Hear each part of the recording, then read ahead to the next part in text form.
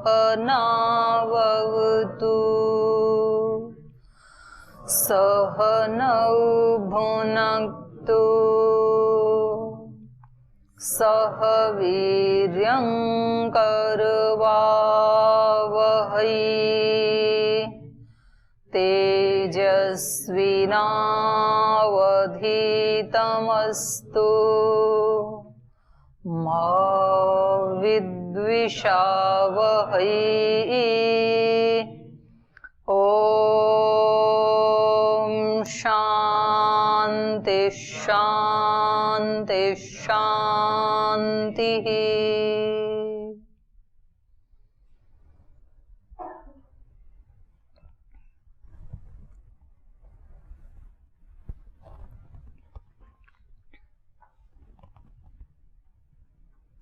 योग मार्ग पर चलने वाले साधक अगर वो संसिद्धि को प्राप्त ना करें, बीच में ही यदि वो विचलित हो जाएं योग से किसी भी कारणवश, तो ऐसा तो नहीं है कि उनका संसार भी छूट गया और इधर ईश्वर भी नहीं मिला, तो उनका जीवन बिल्कुल नष्ट ही हो जाए। ऐसी शंका अर्जुन के मन में उठ रही थी कि उनकी क्या गति होगी फिर, अगर वो दोनों तरफ से ही वंचित रह जाते हैं, तो तब तो फिर ऐसे रिस्क वाले मार्ग के ऊपर चलना शुरू भी नहीं करना चाहिए, क्योंकि बड़ा खतरा है। ऐसे होता है ना कि जैसे एक बहुत बड़ी बिल्डिंग है 5, 6, 7 मंजिल की, और एक उसके पास में और बिल्डिंग है उतने ही 6, 7 मंजिल की ही, और किसी व्यक्ति को कहा जाता है बीच में थोड़ा फासला है 5, 7 फीट का, कि आपको इस बिल्डिंग से उस बिल्डिंग पे छलांग लगानी है। आप यदि छलांग लगा जाएंगे तो आपको अनंत धन, ऐश्वर्य, सोना, चांदी, हीरा, मोती सब मिलेगा, या सारी पृथ्वी का साम्राज्य मिलेगा। और यदि नहीं लगा पाए तो फिर तो क्या होगा, ऊपर से गिरने से वो कहने की आवश्यकता नहीं है, तो जान चली जाएगी, जान भी जा सकती है। तो ऐसे ऐसे बहुत वो करते हैं ना खतरों के रोल, भैया तो इसमें आपको विजयी बन गए तो बहुत बड़ा सुयश मिलेगा, फेल हो गए तो बहुत बड़ी जीवन की हानि भी है।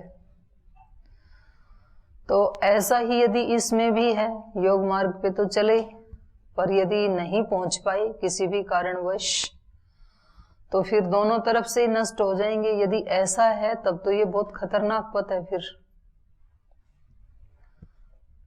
और यदि इसमें और भी कोई परिणाम की गुंजाइश है तो वो पूछना चाह रहे हैं कि ये मेरा संशय है, और ये सभी का संशय होता है, केवल अर्जुन का ही संशय नहीं है, ये हर आत्मा का संशय होता है। जब इस मार्ग पे चलता है व्यक्ति, तो वो कुछ देर के लिए सोचता है कि मैं ये निर्णय ले तो रहा हूं, लेकिन अगर इस मार्ग में बाई चांस में सफल नहीं हो पाया तो मेरे जीवन की क्या गति होगी, ऐसे व्यक्ति सोचता है। तो अपनी तरफ से व्यक्ति सुरक्षित पथ को अपनाना चाहता है, भले ही जिसको वो सुरक्षित मान रहा है वो भले ही असुरक्षित हो, और असुरक्षित होता ही है प्रायः, क्योंकि अज्ञान में व्यक्ति चयन भी करेगा जिस चीज का, अज्ञान पूर्वक, तो अज्ञान का चयन भी कोई बहुत सही होगा ऐसा तो होता नहीं है। अज्ञान में उसका चयन भी ऐसा ही होता है, लेकिन अपनी तरफ से व्यक्ति को ये लगता है कि मैंने बहुत अच्छा मार्ग चुना है,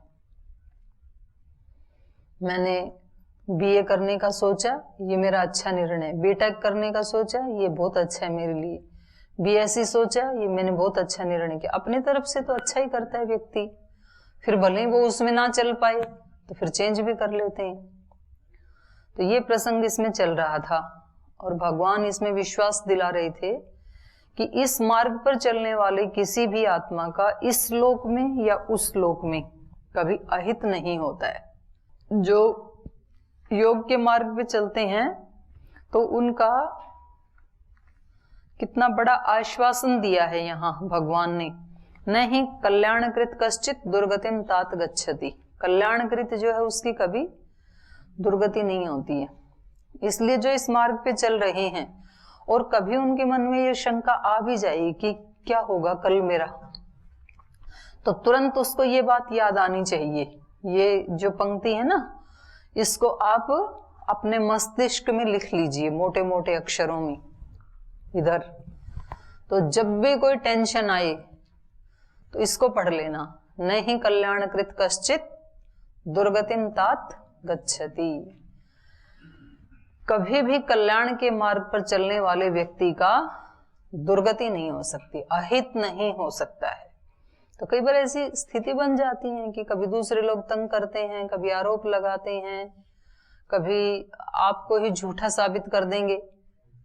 ऐसे आएंगे कभी कभी तो जीवन में प्रसंग, तो आ जाने दो, कोई बात नहीं। पर यह पंक्ति याद रखना, नहीं कल्याणकृत कश्चित दुर्गतिम तात गच्छति। कल्याण के मार्ग पर चलने वाले की कभी मैं दुर्गति नहीं होने देता हूं, कभी उसका नाश नहीं होने देता हूं। ईश्वर है मेरे साथ। तो इस आलंबन को साथ में लेकर के, इस डोरी को पकड़ करके फिर इस पथ के ऊपर आप चलते जाना, तो आप सब बाधाओं को लांघ जाएंगे। तो ये बहुत सुंदर प्रसंग यहाँ चल रहा था। तो पिछले पाठ से यदि आपका कोई प्रश्न है तो आप पूछ सकते हैं।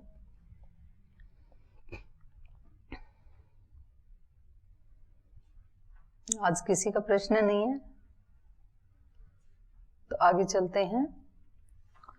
और फिर क्या होता है उसका, इस विश्वास को लेकर के साधक जब मार्ग पे बढ़ता है तो पाप पुण्य कृताम लोकान उषित्वा, अगर वो नहीं भी ब्रह्म का साक्षात्कार कर पाया तो भी कोई बात नहीं, ये थोड़ा सा भी इस मार्ग पे बढ़ना उसके लिए अनेक पुण्यों के बराबर हो जाता है। एक तरफ जो दूसरे लोग, सांसारिक लोग भिन्न भिन्न प्रकार के पुण्य कर्म करते हैं, उससे फिर स्वर्ग आदि को प्राप्त करते हैं, ये बिना वो पुण्य कर्म किए ही इतने इस योग मार्ग के ऊपर चलने मात्र से, थोड़ा सा ही शुभ का अनुष्ठान करने मात्र से ही ये उस चीज को पा लेता है अनायास। ये आप इस रूप में समझ सकते हैं, आप अपने जीवन के उदाहरणों से समझ सकते हैं। किसी व्यक्ति को इस तरह का ऑडिटोरियम हॉल बनाने के लिए, ऐसी यज्ञशाला अपने घर में बनाने के लिए, ऐसा निवास स्थान जिसमें आप रह रहे हैं, ऐसा निवास स्थान बनाने के लिए, ऐसी किचन बनाने के लिए जिंदगी भर कितनी मेहनत करनी पड़ेगी, कितना कमाना पड़ेगा, बहुत पुरुषार्थ करना पड़ेगा ना, तब वो ऐसा बना पाएगा। और आपने तो ऐसा कोई भी पुरुषार्थ नहीं किया जीवन में, आपने तो नहीं किया ना, आप तो अपने घर से चल के आ गए यहाँ पे, तो आपको तो बिना ही पुरुषार्थ के मिल गए ये सुख सुविधाएं। जो सुख सुविधाएं वो व्यक्ति बहुत पुरुषार्थ करके और फिर भी शायद ऐसा नहीं बना पाएगा जैसा आपको मिला। वो छोटा सा बनाएगा एक नमूना अपने घर में, छोटी सी यज्ञशाला होगी, छोटा सा कोई एक ऑडिटोरियम बना लेगा, छोटा हॉल बना लेगा जिसमें सत्संग आदि। उसके लिए भी बहुत पैसे चाहिए और बहुत पुरुषार्थ चाहिए, बहुत मेहनत चाहिए। जल्दी उठेगा, नौकरी पे जाएगा, ड्यूटी करेगा, साइड बिजनेस करेगा, एक एक पैसा बचाएगा, 10-15 साल में कुछ धन जोड़ेगा, तब कहीं जाके उसको ये सुविधा मिलेगी। और तब तक कई बीमारियां हो लेंगी उसको। और आपको तो सहज मिल गया, यहाँ आए और आपको ये मिल गया। तो क्यों मिला ये? क्योंकि आपने इस मार्ग पे मात्र चरण बढ़ाया, अभी तो जिज्ञासा मात्र की। अभी तो कोई इस मार्ग के लिए उतना तप भी नहीं किया। तो जब इसका एक कदम भी इतना बड़ा फल देने वाला है, यद्यपि जो व्यक्ति इस मार्ग पे चलता है वो इस सब की कामना के लिए चलता ही नहीं है। कोई भी व्यक्ति यहाँ पर इसलिए नहीं आता है कि वहां जाके मेरे को बड़ी यज्ञशाला मिलेगी या रहने के लिए अच्छा मकान मिलेगा या खाना खाने के लिए बड़े से हॉल में बैठ, इसके लिए आता ही नहीं है वो व्यक्ति। उसकी प्यास किसकी है? अध्यात्म की प्यास है। उसकी प्यास ना होते हुए भी उसे मिलता है, वो सब मिलता है जो उन लोगों को बहुत पुरुषार्थ और पुण्य करके मिलता है। वो इस व्यक्ति को, इस मार्ग पे बढ़ने वाले व्यक्ति को सहज मिल जाता है और फिर भी वो आसक्त नहीं होता है। यहाँ रहने वाला व्यक्ति केवल मात्र इस इंफ्रास्ट्रक्चर से ही प्राप्त करके खुश हो जाए, तृप्त हो जाए, ऐसा नहीं हो सकता है। क्योंकि जो योग मार्ग का पथिक है उसकी प्यास कुछ अन्य है। तो वो रहता जरूर है, प्रयोग भी करता है, लेकिन उसकी आसक्ति कहीं सुख सुविधाओं में या महल मकानों में नहीं है, बल्कि उसकी आसक्ति कहाँ है? ब्रह्म में है, उसकी अध्यात्म में है उसकी आसक्ति।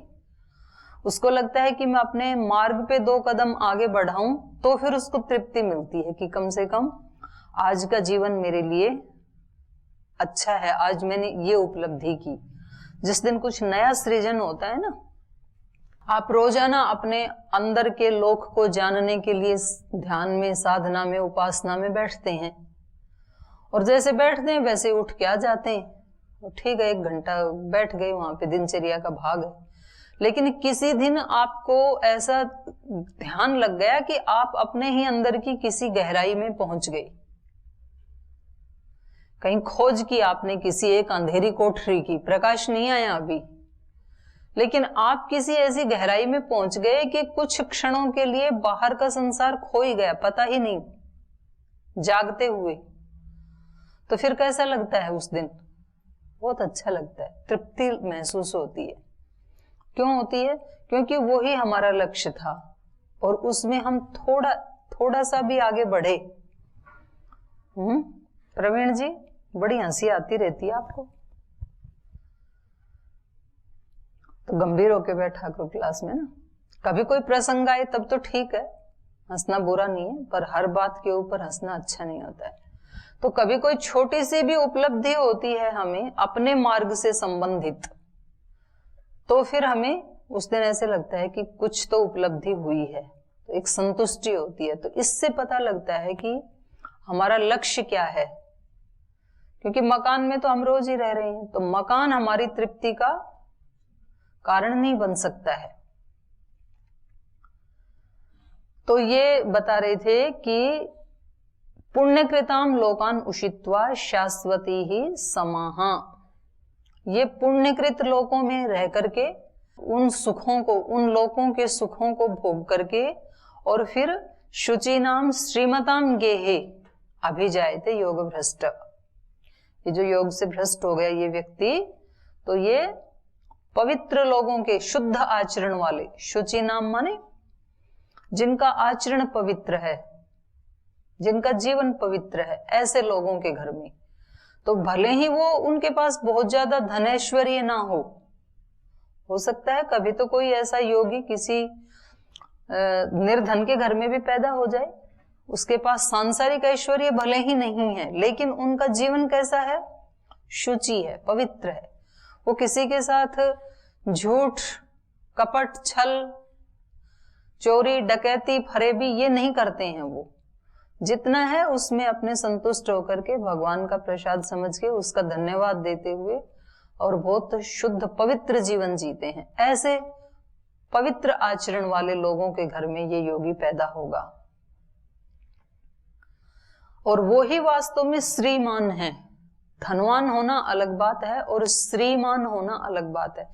श्री का एक अर्थ तो है शोभा, श्री का दूसरा अर्थ है ऐश्वर्य, श्री का ही अर्थ है सुयश, कीर्ति। श्री के कई अर्थ है ना। आप जब वो करते हैं, आचमन करते हैं तीसरे वाला, तो क्या मंत्र बोलते हैं? श्री श्री श्रेयताम। 2 बार श्री श्री आया ना। मंत्र बोलना एक बार। सत्यम यशः श्री श्री श्री श्रेयताम। तो एक का अर्थ क्या है? शोभा, ओज, तेज, कांति, और दूसरे श्री का अर्थ है ऐश्वर्य। दोनों प्रकार की श्री प्राप्त हो तो ओज, तेज, शोभा ये तो अंदर से संबंध रखती है। जिसका पवित्र आचरण होगा, पवित्र विचार होंगे, पवित्र भाव होंगे, पवित्र दिनचर्या होगी, सब कुछ पवित्र होगा, तो उसके जीवन में एक शोभा होगी, ये पुण्य है अपने। और एक बाहर का, अंदर वाला तो प्राप्त किया, फिर बाहर के लिए कोई पुरुषार्थ ही नहीं किया, तो फिर उसका एक पक्ष कमजोर रह जाएगा। तो इसलिए दोनों बराबर, माने दोनों पहिए हों तब तो रथ आगे दौड़ेगा ना। एक पहिया बहुत सुंदर है, एक है ही नहीं, टूटा हुआ है, तो रथ कैसे चलेगा फिर। एक पैर तो बहुत अच्छा है, दूसरा पैर है ही नहीं, तो वो व्यक्ति दौड़ नहीं सकता है। जैसे तैसे घिसट के अपनी जीवनचर्या चलाएगा, ऐसा हो गया तो कोई बात नहीं।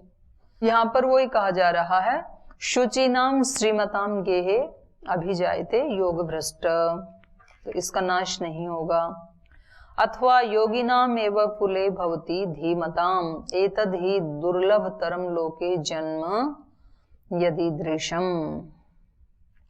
इस प्रकार का जो जन्म है ये दुर्लभ तर है, योगियों के कुल में ही पैदा हो जाए पहले से ही, क्योंकि पहले तो गृहस्थ योगी भी होते थे, गृहस्थ आचार्य भी होते थे, तो उनके यहाँ पर ही जो बालक, जो आत्मा पैदा हो गई, तो वो ही आत्माएं होती थी जो पिछले जन्म में योग मार्ग पे चलते चलते कहीं योग से विचलित हो गई थी, अभी पूरा नहीं योग पे, तो ज्यादातर वो ही आत्माएं उनके वहां आती हैं। तो कह रहे हैं इस प्रकार से योगियों के कुल में पैदा होना ये तो उससे भी अच्छी बात है, क्योंकि आपको तो काफी संघर्ष करने पड़े फिर घर से इधर आने के लिए, उनको कुछ भी संघर्ष नहीं करना, वो पैदा ही उसी कुल में हो गई। जैसे अपने यहाँ वो एक बच्चा पैदा हुआ ना, वो सब चारों वेदों का यज्ञ आदि करके, हैं? हाँ, कृष्णाशीष, जिसको वो लाल कपड़े पहनाई, तो वो तो पैदा ही ऐसे कुल में हो गया, तो उसको कोई संघर्ष करने की आवश्यकता नहीं है। जन्म से ही उसको क्या संस्कार मिले, योगी वाले ही मिले। तो ऐसी जो आत्माएं हैं वो कौन आत्माएं होती हैं, जो पहले जन्म में योग की सिद्धि को प्राप्त नहीं कर पाई। योगी नाम एवं कुले भवति धीमताम, धीमताम माने बुद्धिमानों के घर में। लेकिन ये दुर्लभ तरम ईदृशम लोक जन्म लोके, लोक में इस प्रकार का जन्म भी दुर्लभ ही होता है। तत्र तम बुद्धि संयोगम लभते पौर्वदेहिकम यतते च ततो भूय संसिद्धौ कुरुनंदन। हे कुरुनंदन, कुरुकुल में पैदा होने वाले अर्जुन, तत्र तम बुद्धि संयोगम लभते पूर्वदैहिकम, जो हम 3-4 दिन से जो चर्चा कर रहे थे वो इस श्लोक में बता रहे हैं। वहां पर क्या होगा, तम उसको बुद्धि संयोगम लभते, वहां उसको उसकी बुद्धि का संयोग प्राप्त हो जाता है। किसका, पूर्व दैहिकम, जो पिछले जन्म के संस्कार थे, पिछले जन्म के जो संस्कार थे उन संस्कारों का अब यहाँ पर जो कुछ उसको संस्कार दिए जा रहे हैं बचपन से, उन दोनों का संयोग हो जाता है। तो इससे भी पता चलता है कि पूर्व जन्म भी है और पूर्व जन्म के संस्कार नष्ट नहीं होते हैं। ये एक बड़ी बात है। मतलब जो हम बना रहे हैं ना, हर पल तो हमारे संस्कार बन रहे हैं, तो इस जन्म में तो ये अपना फल देते ही देते हैं, पर ये यहां फल दे के नष्ट हो जाएं ऐसा भी नहीं है। आगे भी साथ चलेंगे, ये अच्छे वाले भी बुरे वाले भी दोनों साथ। एक दिन वो बताया था ना आपको कि हम वो कैरम बोर्ड क्या खेलते हैं, सांप सीढ़ी वाला एक बोर्ड होता है, जो है जो भी आप समझते हैं, सांप सीढ़ी वाला बोर्ड सबने खेला है बचपन में। तो वास्तव में क्या है वो बोर्ड, बोर्ड तो एक ही है ना, और उस बोर्ड पे कुछ ड्राइंग कर रखी है। एक ड्राइंग ऐसे ऐसे कर दी तो वो क्या बन गया, और एक ड्राइंग ऐसे कर दी, सीधी सीधी रेखा बनाई, वो क्या बन गया। तो जो टेढ़ी मेढ़ी रेखाएं हैं वो क्या हैं, सांप, और जो सीधी सीधी रेखाएं हैं वो हैं तो दोनों रेखाएं, ड्राइंग एक ही बोर्ड है। तो ये जो सीधी रेखा बना ली, इसके परिणाम में क्या आता है, उत्कर्ष। सीधी रेखाएं जो हमने बनाई उसका परिणाम है ऊंचा उठ जाता है, यहां आया तो सीधा यहां पहुंच गया, पासे फेंकते हैं ना। और जो टेढ़ी रेखाएं बना दी ऐसे ऐसे, उसका परिणाम क्या है? नीचे गिरना। जब सांप के मुंह में आ गया ना ऊपर, तो सीधा ऊपर से कहां आएगा? नीचे। तो हम जो कर्म कर रहे हैं सुबह से शाम तक जो भी, तो रेखाएं तो बना रहे हैं, तो कुछ रेखाएं तो सीधी सीधी बनाते हैं, कुछ रेखाएं टेढ़ी टेढ़ी बनाते हैं। जब आप क्लास में गंभीरता से नहीं बैठते हैं तो कौन सी रेखा बना रहे हो? टेढ़ी टेढ़ी। तो टेढ़ी टेढ़ी रेखा का परिणाम क्या होगा? सीधा नीचे। और सीधी वाली रेखा, जब हम बहुत जागरूक होके बैठते हैं, ईमानदारी से बैठते हैं, ध्यान देते हैं, पढ़ाई करते हैं, तो भी रेखा बन रही है। ऐसे तो बनते हैं भाग्य। तो ये कौन सी रेखा है? सीढ़ी वाली। सीढ़ी वाली का परिणाम क्या है? फिर चढ़ जाएंगे, ऊपर चढ़ जाएंगे। तो हम अपने जीवन में, ये हमारा जीवन उस बोर्ड की तरह से ही है। वो बच्चों का खेल, ठीक है, वो बचपन में हमने खेल समझ के खेल लिया था, लेकिन वास्तव में वो बच्चों का ही खेल नहीं है, हम सबके जीवन की वास्तविकता का खेल है वो। हम प्रतिपल अपने जीवन के, भाग्य के, या कहीं अपने मस्तिष्क में, चित्त में ड्राइंग करते रहते हैं। कुछ तो सीधी रेखाएं बनाते रहते हैं, कुछ तो टेढ़ी मेढ़ी बनाते रहते हैं। तो जब जब हम सत आचरण करते हैं, शास्त्र के अनुकूल, गुरु के अनुकूल, वेद के अनुकूल, तो वो आचरण करते हुए रेखाएं कैसी बनती हैं? सीधी। और जब हम उससे विपरीत आचरण करते हैं, मन से, वाणी से, शरीर से, भाव से, तब रेखाएं कैसी बन जाती हैं? टेढ़ी मेढ़ी। तो परिणाम दोनों का ही आएगा। सीधी वाली सीढ़ी के रूप में जो रेखाएं बन गई वो ऊपर चढ़ा देती हैं जल्दी ही, और सर्प के रूप में जो बन गई वो नीचे गिरा देती हैं। एक विचार आपके मन में आया कि मैं ब्रह्मचर्य की दीक्षा लूं, गुरु के आश्रम में जाऊं, पवित्र जीवन जीऊं, तो ये आपने जो सोचा, ऐसा विचार किया, तो ये आपने एक रेखा बनाई। लेकिन ये कैसी रेखा बनी आपके चित्त में? सीधी वाली। और सीधी रेखा ने किसका काम किया? सीढ़ी का।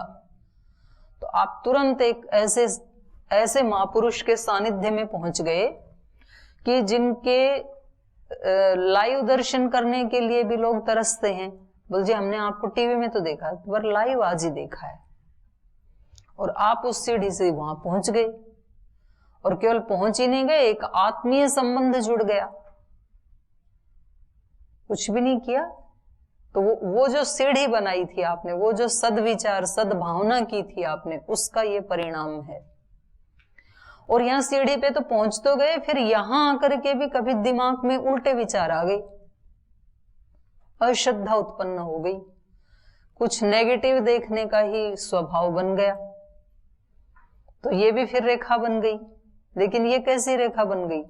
टेढ़ी मेढ़ी बन गई। तो टेढ़ी बन गई तो वहां सांप के मुंह में जाकर के इस टेढ़ी रेखा का परिणाम क्या होगा? चले जाते हैं नीचे, जीवन बर्बाद हो जाता है। फिर बाद में पछताते हैं कि नहीं हमें वापस बुला लो, वापस बुलाते नहीं है फिर। तो ये एक घटना की नहीं, ये हमारे पूरे जीवन की, ईश्वर जो है वो देखता रहता है कितनी हमने दिन भर में सीधी रेखाएं बनाई हैं आज, और कितनी टेढ़ी मेढ़ी बनाई हैं। तो जब जब भी कोई ऐसा प्रसंग या ऐसा अवसर आए, तो कम से कम उसका हमें जागरूक होकर के लाभ उठाना है। मतलब कभी तो दूसरे लोग बना देते हैं ना वो अवसर। देखो, एक तो हम जागरूक होकर के अपना, जब दूसरे लोग खेल रहे हैं, कूद रहे हैं और एकाग्रता वाली स्थिति भी नहीं है, उसमें अपनी एकाग्रता बनाना, उसमें तो हमारा बहुत ज्यादा प्रयास हमें करना पड़ता है। और एक ऐसा होता है कहीं सत्संग ही चल रहा है, प्रवचन चल रहा है, या इस तरह की कक्षा चल रही है, तो तब तो माहौल बना हुआ ही है, हमें क्या करना है? उसमें ज्वाइन करना है, बस अपने आप की ट्यूनिंग करनी है उसके साथ। वैसे तो वो हमेशा ही वो तो ब्रह्मांड में तो हमेशा ही वो तरंग बह रही है, एक दिव्य तरंग। तो फिर हम भजन गाते हैं ना, आनंद स्रोत बह रहा पर तू उदास है, अचरज है जल में रह के भी मछली को प्यास है। जल में रहते हुए भी प्यासी है वो। तो एक दिव्य तरंग तो अहरनिश हमारे चारों तरफ, अंदर भी बाहर भी बह ही रही है, लेकिन हमने अपनी ट्यूनिंग उसके साथ नहीं की, तो फिर हमें वो नहीं मिलेगा। उसके बीच में रहते हुए भी फिर हम कैसे रहते हैं? उदास रहते हैं, हताश रहते हैं, दुखी रहते हैं। सुबह सुबह जब सूर्योदय होता है तो कभी देखना आकाश को, उसका सौंदर्य, चारों तरफ एक ऐसी लालिमा, एक ऐसा ओज, तेज, लावण्य और एक इतना खुशी वहां पे दिखाई देती है कि जैसे पूरा ब्रह्मांड ही बहुत खुशी मना रहा है और बहुत एनर्जी होती है। झुंड के झुंड पक्षी उड़ उड़ के इधर जाते हैं उधर, उसको देख करके उषा का स्वागत करने के लिए। तो आपके घर में, आश्रम में कभी वो आए, प्रधानमंत्री आए, तो कैसे स्वागत के लिए खड़े होते हैं आप?